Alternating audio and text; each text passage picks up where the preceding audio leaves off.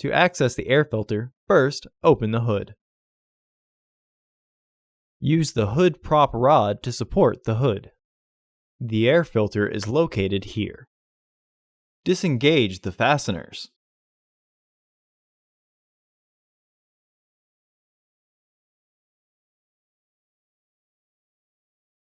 Lift the housing and free the tabs from their catch. Remove the old filter from the housing and clean out any debris inside.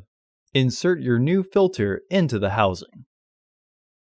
Reinstall the filter housing door by threading the bottom tabs into their catch.